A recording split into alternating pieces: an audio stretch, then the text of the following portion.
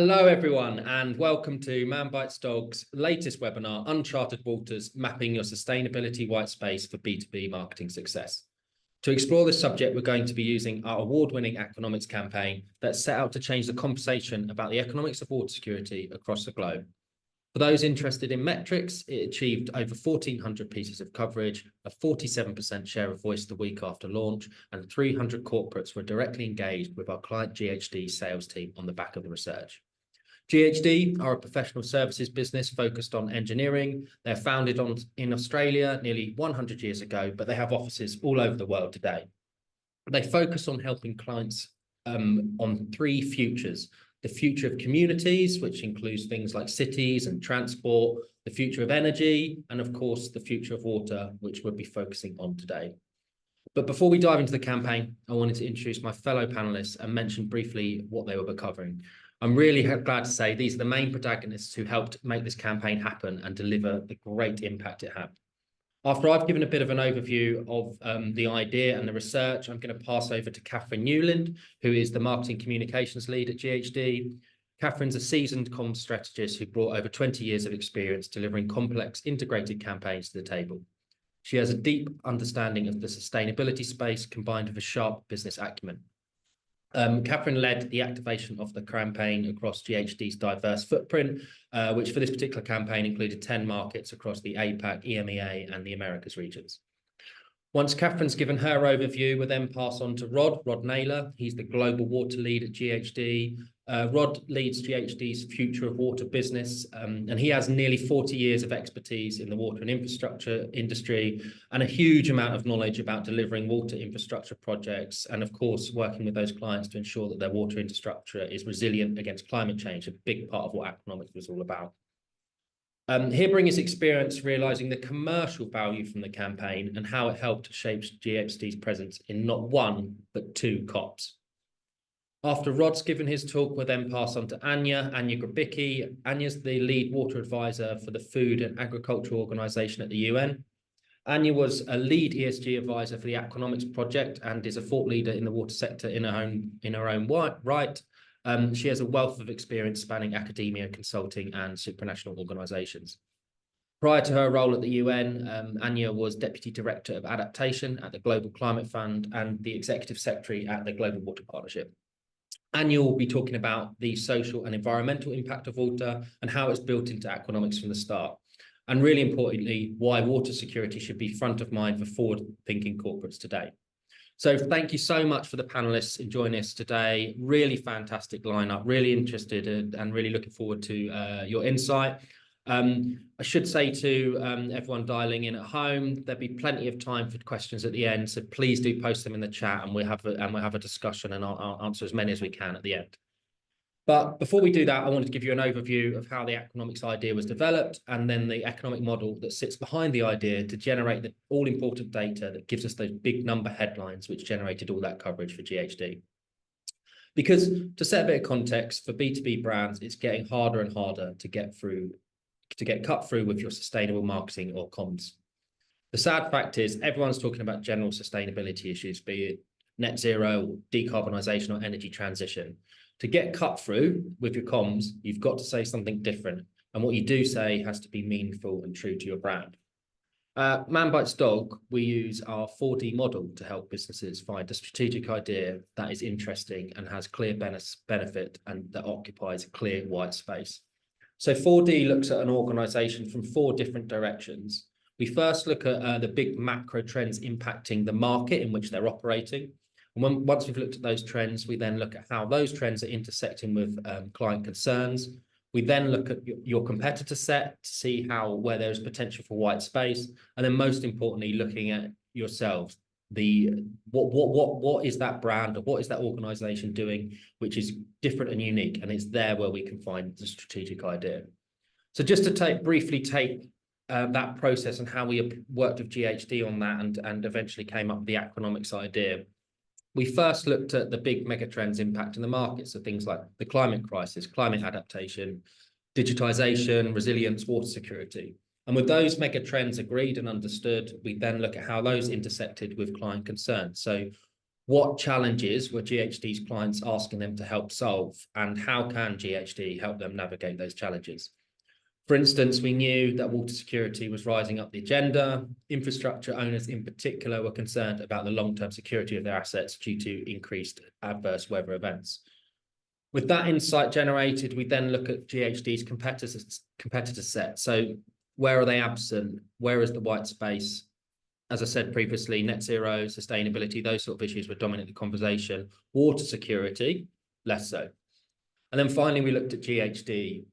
Where does GHD do better than anyone else? And then, of course, we had Rod's superb Future of Water team, who have that wealth of experience helping clients across the globe, be it a desalination project in the Middle East, or a water security, a water resilience project in Australia or Europe.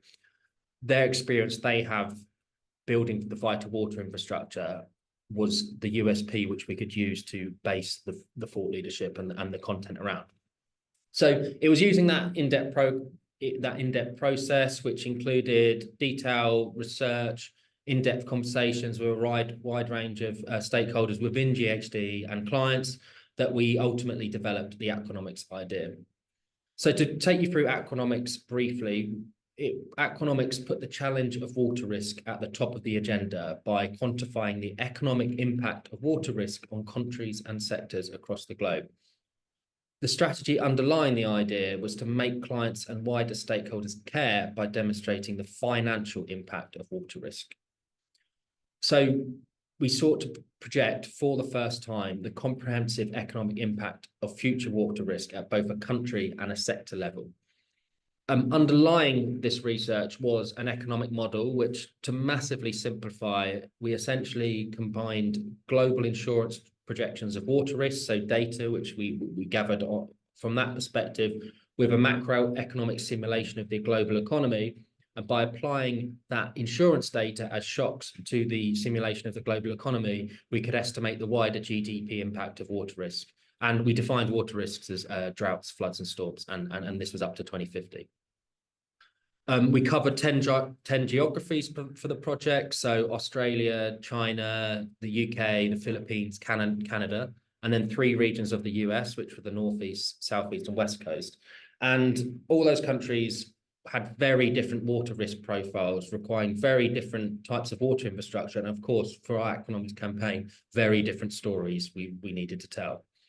As well as that, we were looked at the different types of water risks, so droughts, floods, and storms. So we had 3 sets of data for all of those disaster types, but also we could combine it to get 1 set of water security data, and then 5 sectors as well. So 5 sectors within the global economy which will be impacted by water risk. So we had manufacturing and distribution as 1 sector, FMCG and retail as another sector, banking and insurance as the 3rd sector, and then agriculture as the 4th, and energy and utilities as the 5th.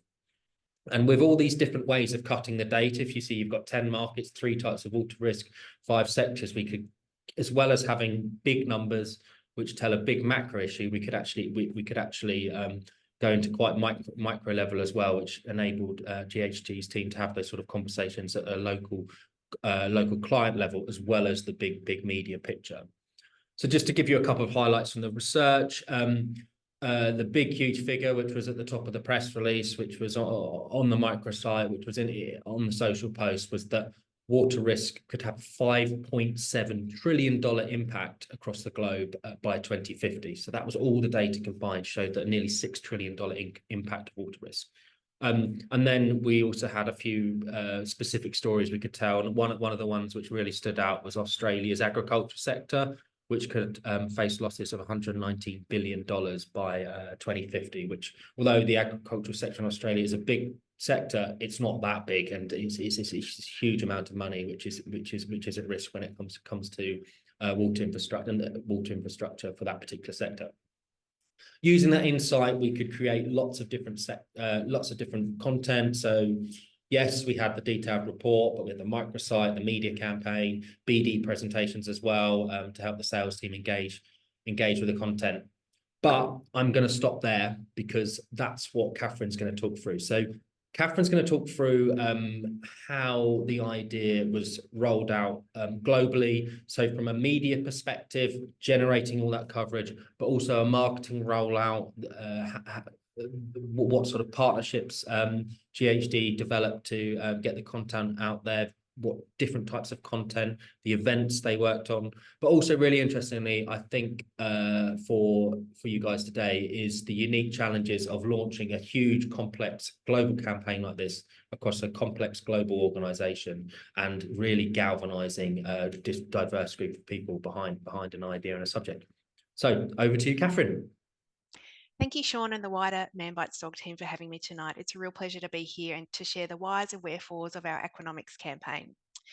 Aquanomics was a huge undertaking for our organisation and really the first time we'd planned and delivered what we now call a truly Tier 1 global brand campaign. And as with any effort of this size and scope, it really does take a village. So while I'm in the hot seat today, I do really speak on behalf of a brilliant in-house marketing team at GHD who really made Aquanomics happen and bring it to life. So today I just wanted to talk about three key aspects of the campaign with you. Number one, how Aquanomics was activated. Two, the results we achieved. And three, the lessons learned for the strategic comms and marketing professionals on our call. And then hopefully have a chance to take some questions from the floor at the end of the session. So first things first, how did we take Aquanomics to market? Well, as you'd expect, our approach was really both integrated and multi-channel. And bear with me, this is a bit of a laundry list, but I'll try to hit some of the headlines. So we had a dedicated campaign microsite that really helped bring country level and industry specific findings to life in an engaging and easy to navigate fashion for our audience. The microsite also served as a key platform for leads gen with a form filled download report option to ensure we captured that user data and built out our marketable database. An organic and paid social media program, commencing with broader brand awareness messaging and later moving through to consideration related content. For example, connecting the challenges identified in our Aquanomics report to specific water solutions GHD was able to offer our clients as the launch program rolled on. Key creative assets such as a hero video to attract interest and emotionally engage our audience, as well as the hero report and an abridged version, our executive summary, and all of the other supporting assets that you would imagine we'd need for a campaign of this description. A paid and earned media program, including a content sponsorship with international industry body Global Water Intelligence to reach those water utility clients and prospects, complemented by a really intensive period of media relations activity through our PR agencies in each geographic region. Overlaying these paid and earned media efforts was a digital advertising partnership with Bloomberg and Bloomberg Green to reach that C-suite and key decision maker audience and really elevate our brand positioning as thought leaders and again drive traffic through to our campaign microsite. And finally, a global event strategy to secure opportunities to present Aquanomics on the world stage, at technical conferences and things of this nature, which we shall talk about in more detail later on. So key to this integrated marketing push was really a global to local mindset, whereby global activity was supported by regionalised marketing, speaking to the more nuanced interests and needs of our clients in different parts of the world. And to this point, the way Aquanomics was designed to explore water risk and resilience through both a geographic and industry-specific lens was really important to ensure both our marketers and client-facing people in all regions had local data points to promote and leverage in their neighbourhoods. Likewise, our media relations efforts really benefited from this more granular level of analysis, but more on that later. So really that's the recap of the marketing channels and tactics we employed to bring Aquanomics to life. But another key element, which I think it's fair to say we underestimated going into the campaign, was an internal stakeholder engagement piece, without which the success of our activation strategy would likely have been jeopardised. Our internal engagement process involved bringing our water market leads right into the campaign tent, so to speak, to explain the research methodology, introduce our partners in Cambridge Econometrics and Dr. Grobicki, and give our technical experts an opportunity to really interrogate and ask questions about the data. Now, for context, GHD is a global business of some 12,000 technical gurus, a majority of whom are engineers by trade and profession. So we're really talking about a very intellectually curious and also generally skeptical bunch who are paid to scrutinise every detail in their daily work, as they should. So our challenge really was to rapidly build their understanding and gain their trust in both the model and the output of our research, as well as the narrative we were seeking to share with our clients and the wider industry. We've since termed this deep and wide internal engagement process organisational readiness, and it was one of the key learnings off the back of Aquanomics. And to cut a very long story short, we were able to host and facilitate a number of key sessions with water market leads and other key stakeholders across the organisation, which put our people in a much better position to not only feel comfortable with the campaign itself, but also proactively take it to their clients in support of the wider activation plan.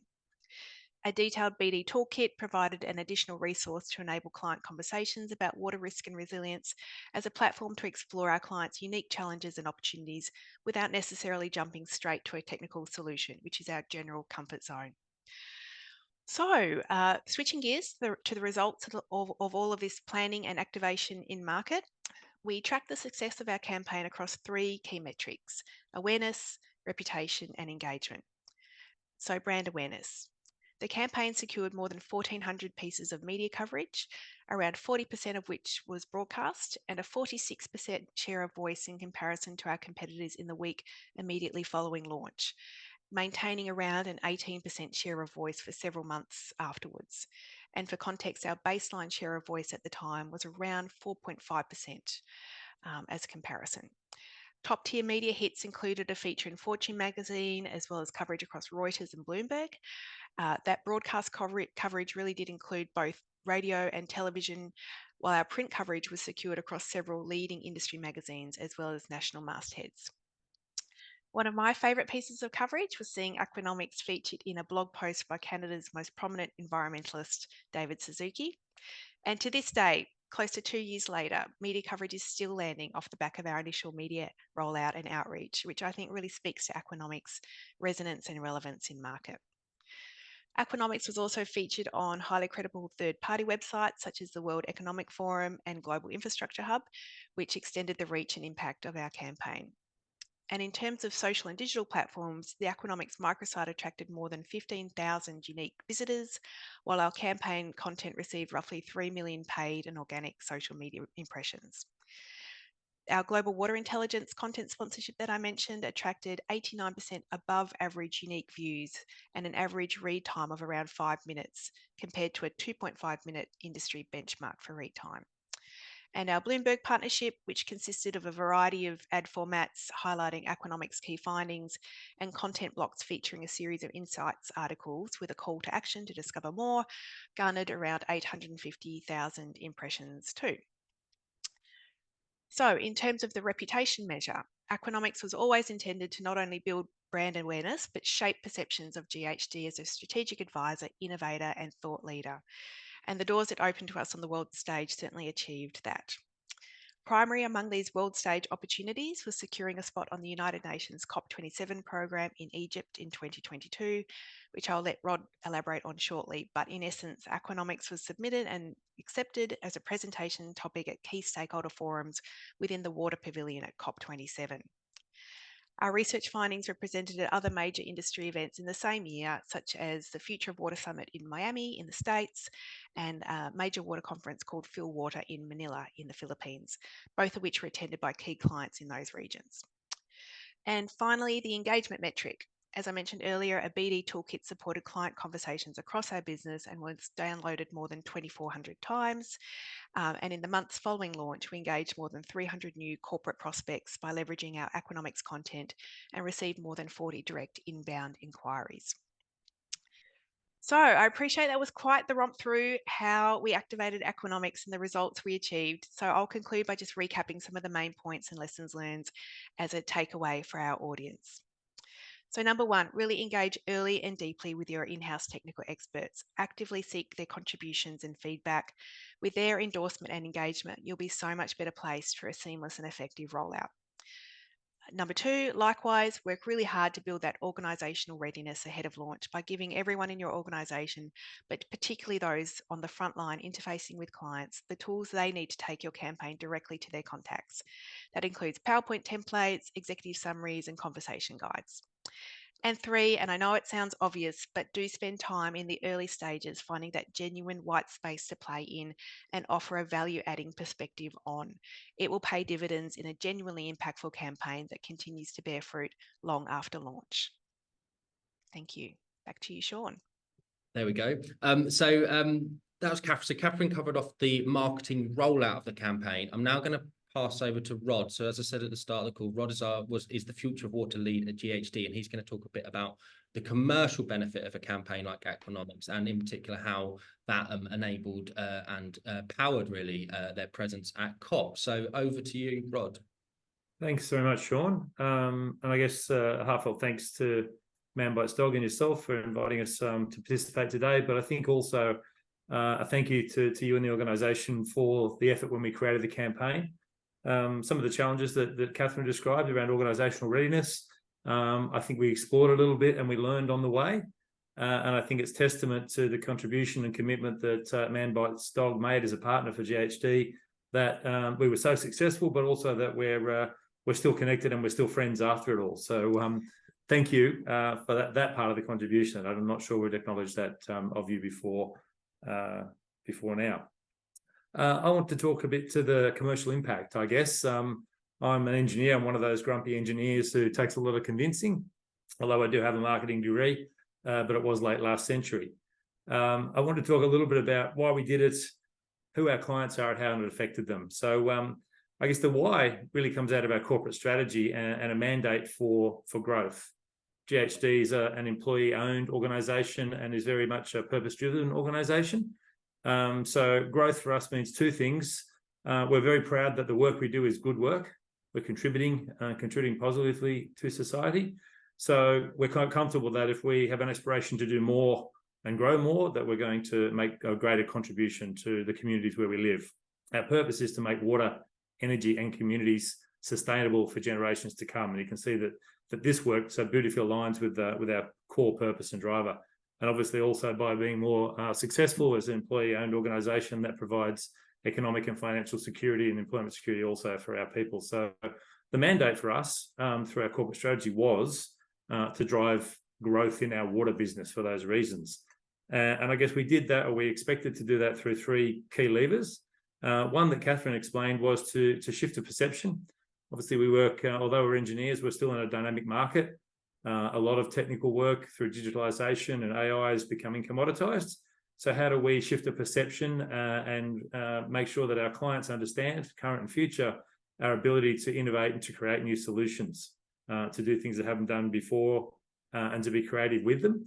So part of the campaign expectation was to shift that perception of who GHD is when you deal with us and how you might engage and what you might get from working with GHD. Beyond being historical water experts to being co-architects of a future that's more sustainable. The second was to build brand. We are, as Sean mentioned, an Australian-founded organisation that's growing throughout the world. In some markets like Australia, where we've been there for nearly 100 years, that shift in perception is really critical in a very mature market. The same campaign also had to elevate brand in less mature markets where we're not so well known. So we had to meet both objectives. The first was that differentiation in terms of shifting of perception. The second was to generate enough presence, visibility to be actually noticed and build up our brand awareness in some other markets like the USA and the UK. And the third, of course, because we were looking for commercial impact and commercial outcomes, which we achieved, was leveraging direct opportunities with clients. So the organisational readiness, the integration right through the business.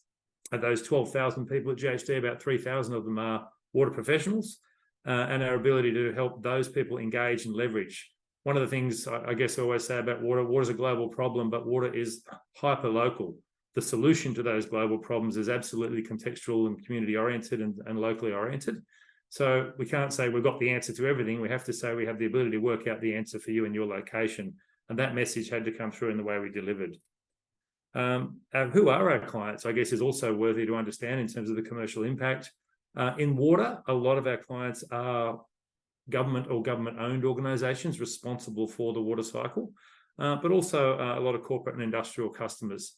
So whether they're corporates who are responding to increased shareholder demands and requirements in terms of ESG and are discovering the criticality of water, also through processes like IFRS and financial reporting standards, are forcing industrial companies to take account of exactly this water risk. And obviously governments and government organisations are facing increased societal pressure as people, potentially slowly, but as people become more aware of the climate crisis and the impacts, there's a demand to know that our organisations are doing more. And they're the clients that we're responding to. Those clients are generally water people. They're passionate about water, about climate, and about their impact and contribution to community, just like we are. They're very engaged in and understand climate science and climate impacts. So we're not at a belief in climate science level. We're at a what are we going to do about it, because we understand the impact in the industry broadly. And as Kathryn mentioned, just like GHD people are very technically capable and able and very inquisitive, so are our clients. So the credibility and depth of knowledge that had to go in was really important in order to be credible. Yeah, so that's the kind of clients, I guess, that we had to target, and part of the reason why the design was so important, and the solid credibility. And that's a big part of why it worked.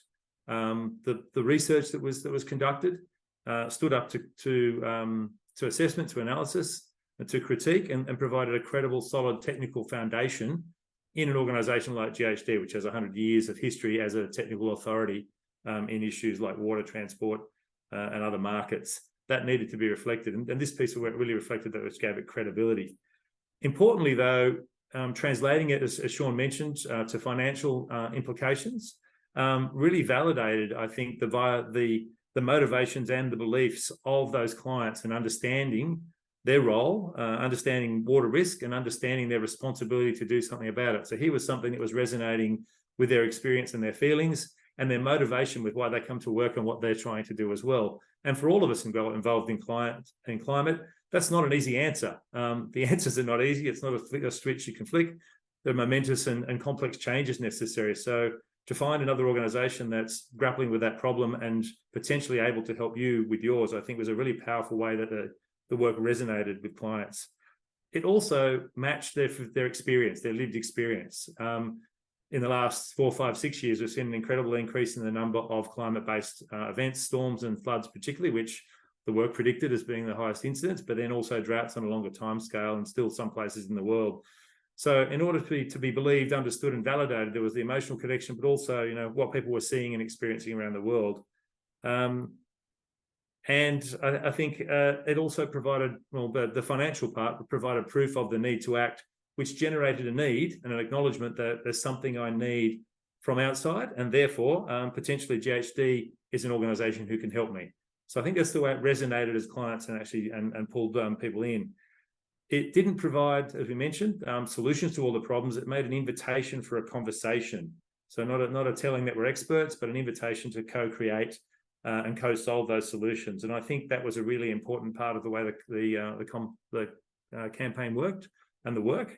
And it invited people to do that by giving a starting point for those conversations. This is the information and the way we pass it through to our people, not as solutions, but as themes and ways of thinking differently to approach these complex and wicked problems. So thinking about adapting differently the infrastructure and planning in allowance for climate change, which sounds sensible, but in most jurisdictions around the world, that's only just starting to happen, that we're acknowledging the variability ahead of us and planning for it, rather than assuming we've got some statistics, so those statistics will keep us good in terms of engineering design. To optimize what we already have, to use what we have better and differently is a call to action, particularly through digitalization and digital information. The ability to understand, know, and react much more quickly rather than set and forget in terms of infrastructure and systems is a really powerful way to approach, and engenders a lot of conversations about possibilities. And also a call to prioritize new ways of operating and working, prioritizing biodiversity, prioritizing blue-green infrastructure, prioritizing circular economy. So because it made that hook and provided the opportunity, that is why it worked so well for us, I believe, in market, and that's how the engagement with clients came. So what did that get us? That generated a lot of new conversations with new clients, as Kathryn explained. So a growing organisation, particularly in those jurisdictions where we're not so well known and we're trying to create brand awareness, that really put us on the map and then gave us the credibility for people to engage with us and have legitimate conversations with a new organisation, understanding already how we might help them with their core problems, their fundamental needs. But it also gave us new material and new permission for new conversations with existing clients. And they were really powerful in terms of converting what we're normally known for, acknowledging opportunity to do different and to deeply engage with clients in new conversations about new ways to work together, which obviously drives growth from our existing client base. And as Sean mentioned, that the timing was impeccable. I think it's fair to say, and Ania might talk about this in a little while, COP27 was the COP where water really hit the agenda and became clear. So it's close to the turning point, I guess, where we're starting to understand that we're not simply going to fix climate change and we have to deal with the implications. So adaptation really came on the agenda in 27, and we quote often statistics around 80% of how we experience climate change is through the water cycle, and therefore we arrived at the right time with some explanations and some calls to action about the importance of adaptation and water at the time when the global client debate was starting to move towards adaptation and water. We often quote, and I've heard quoted a lot of times, that water is to adaptation as carbon is to mitigation, which is a nice tagline to get us into the conversation. But the actual truth is that water is also critical to mitigation and to the energy transition. And this is a theme that started to emerge in COP28. And we look forward to taking further in terms of COPs 29, 30 and beyond, that we can do neither without water. And that's why it's so critically important. So the upshot of all that, I guess, was the GHD water business. Our ambition for growth has been successful.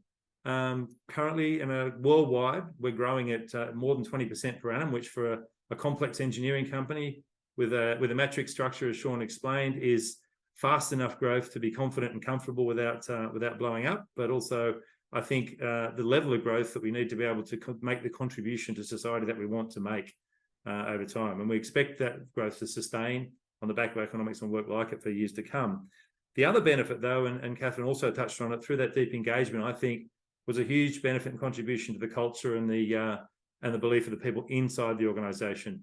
When I say the younger people in our organisation, I'm talking about the majority of people who work for an engineering company but have an aspiration to do more and to contribute. And this, I think, us actually taking a step forward with the confidence that we built through the process and the support of Man Bites Dog, we've, for perhaps the first time, really stood out in the world with a strong voice for change and for good, right to the level of the highest media and the highest institutions in the world. And that gave us an incredible confidence internally, and has helped really transform our own culture, which is only self-propelling. That maximises our abilities, maximises our ambition to do more and to contribute, and becomes a self-generating engine for growth internally as well. So on the back of that, from a commercial impact, we've been really happy with the outcome and look forward to continuing. I think that's my piece. I'll leave a few minutes spare there, Sean, and we'll hand over to you. Back to you and over to Ania. Thanks, Rod. And again, really helpful overview. I do remember seeing the pictures coming in from COP27 and yourself and Ania sitting on the panel talking about Aquanomics, which was a special moment. So really good to hear that you're thinking about it for future COPs as well.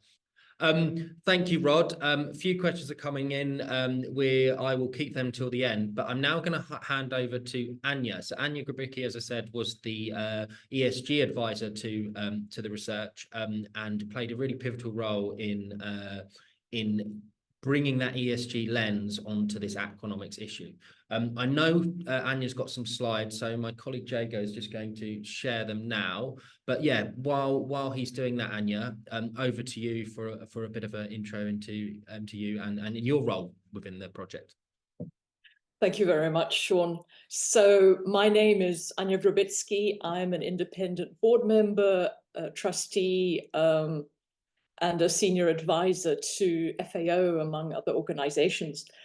I wanted to just say a really big thanks to Man Bites Dog and to GHD that I've been able to be part of this very exciting journey. So today I wanted to share with you a little bit of why I do what I do.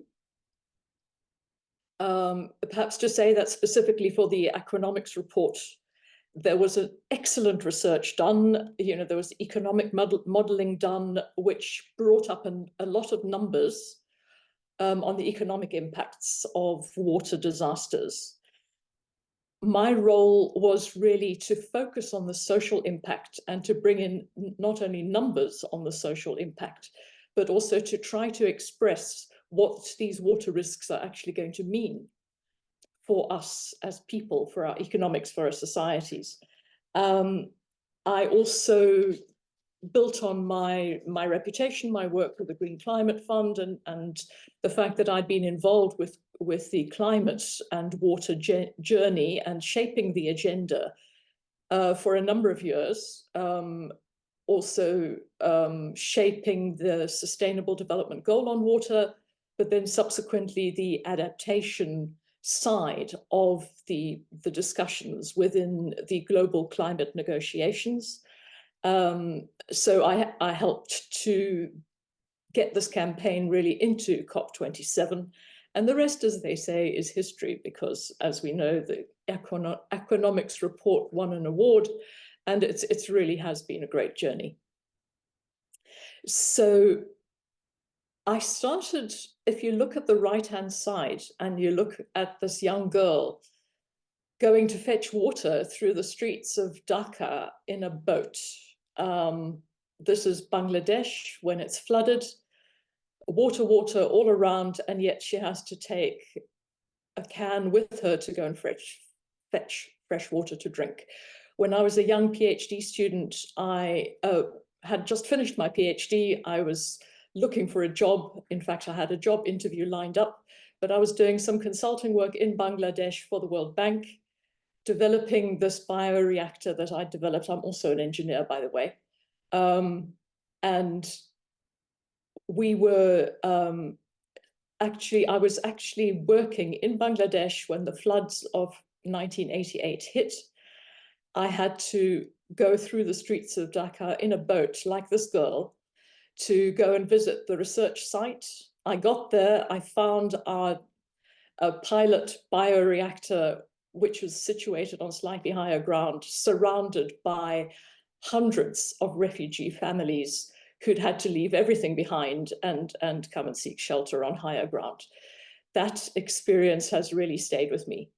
Fast forward 20 years, and if you look on the left-hand side, I was working on a project in Mali, working for the World Health Organization, but again, partnering with the World Bank and with the government of Mali.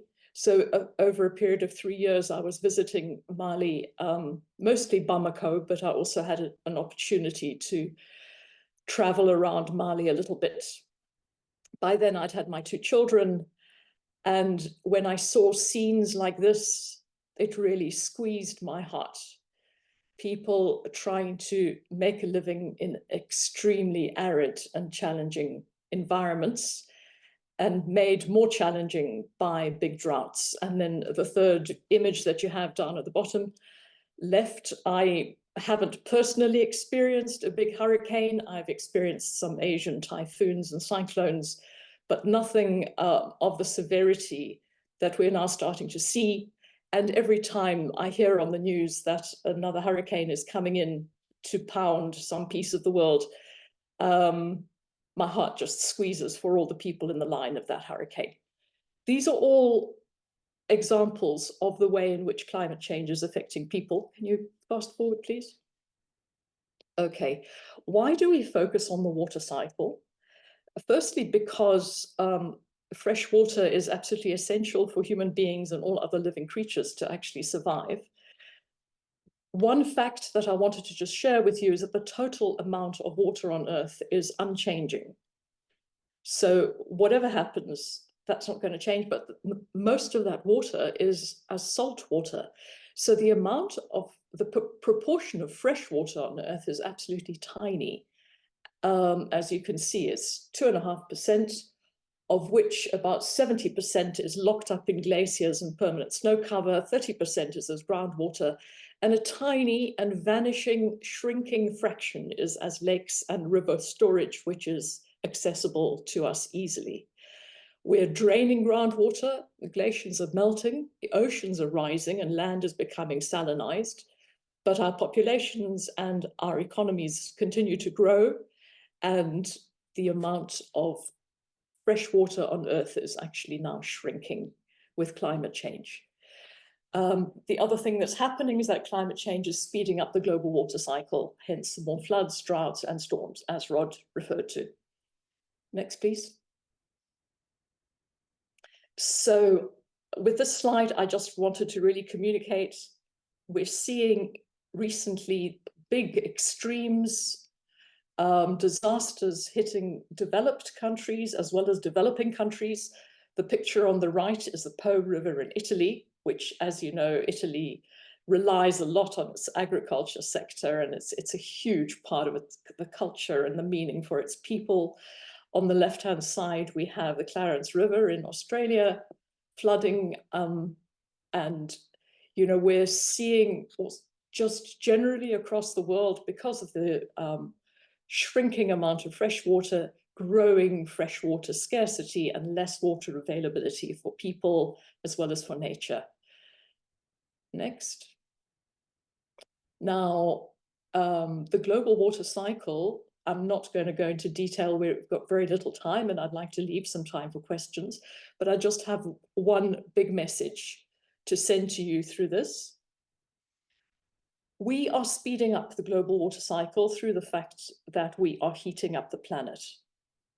So water evaporates more quickly and it comes down more quickly. That means rainfall patterns are changing everywhere. Could you, next please? Thank you. So we as humans now have to take on responsibility for the water cycle.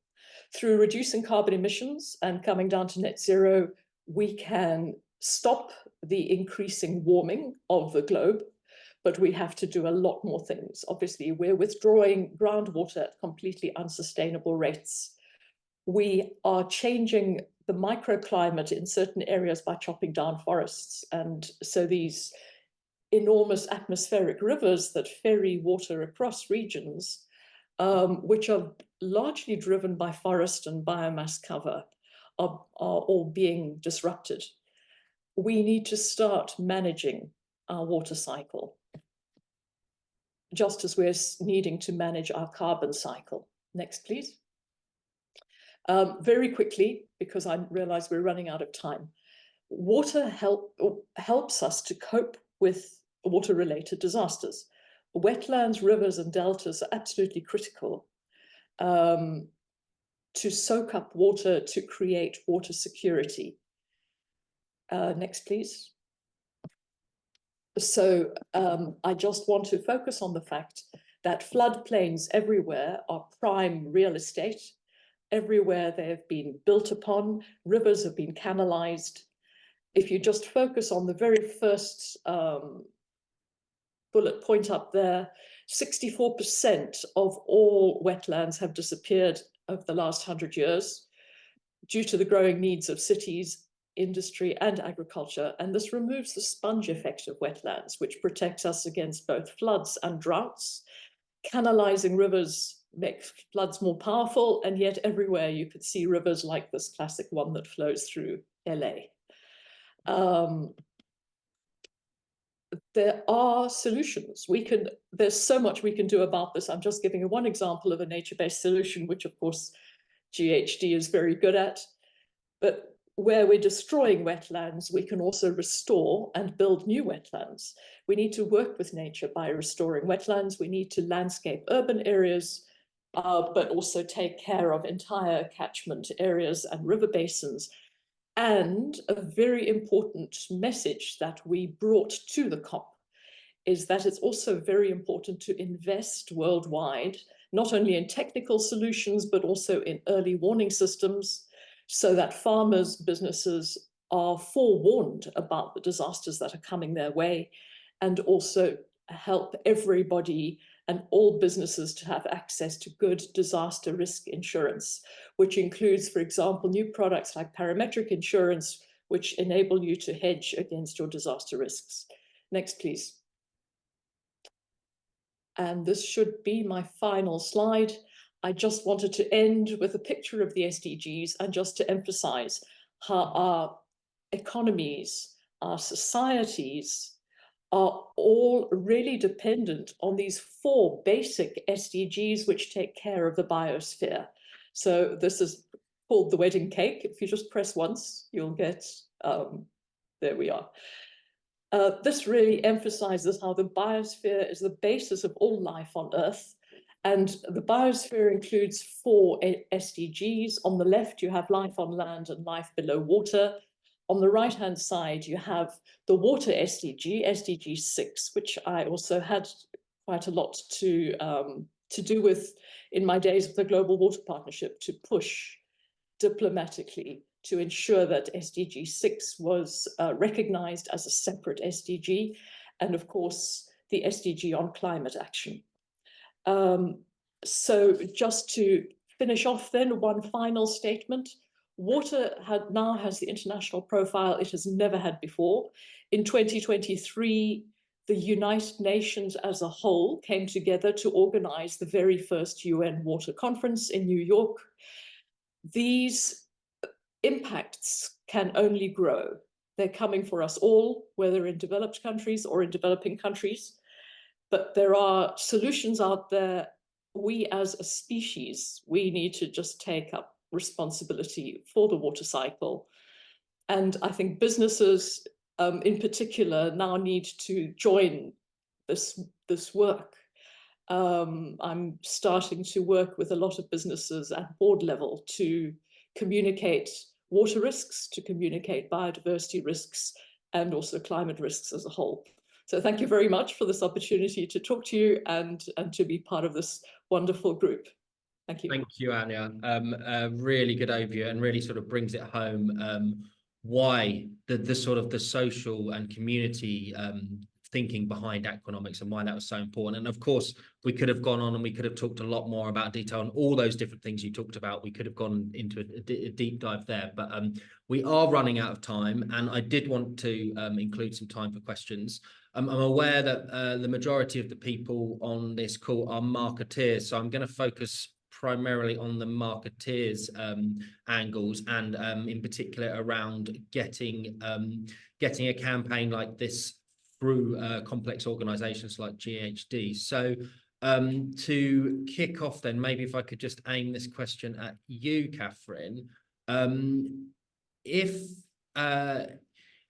how did, with the different stakeholders and the complex stakeholders matrix at GHD, what tactics would you recommend to global marketeers trying to do similar things within their organization? What worked particularly well for you, and what lessons did you learn when it came to working out Aquanomics? Yeah, I think you need to just appeal to everyone's needs, really. So that's why that, particularly the BD toolkit, had to include the more conversational talking points, but it also needed the formal presentation to take to clients. Yeah. The exec summary that I mentioned, which was the kind of bite-sized consumable version to just flick off to clients rather than asking them to download and read the full report. Templated emails that help people just conduct that initial outreach. So I guess all the usual tricks in your comms toolbox internally, but one fun way that we introduced to the internal comms and engagement piece was to partly gamify the business development opportunities out of sharing Aquanomics with clients. And we had this quite cute concept called water tag, where say a water market lead had reached out to a client, had a positive response, they would share that on our internal comms channel, which was Yammer at the time, and sort of tag the next water market leader to send it to their client and report back on how that interaction went. So that water tag got a little bit of momentum around the business, and I guess it was a bit of positive peer pressure as well, Sean. Never hurts. So that was just one fun tactic as well. But you got to put the hard yards in. I got to say, you got to get around your global business and upper echelons right through to the shop floor, so to speak, and pop up in all those forums and give people an opportunity to cascade content and toolkits as well. And starting early as well. How early did the engagement start on this? Yeah, I think we caught it just in time, Sean, if I'm perfectly honest, for Aquanomics.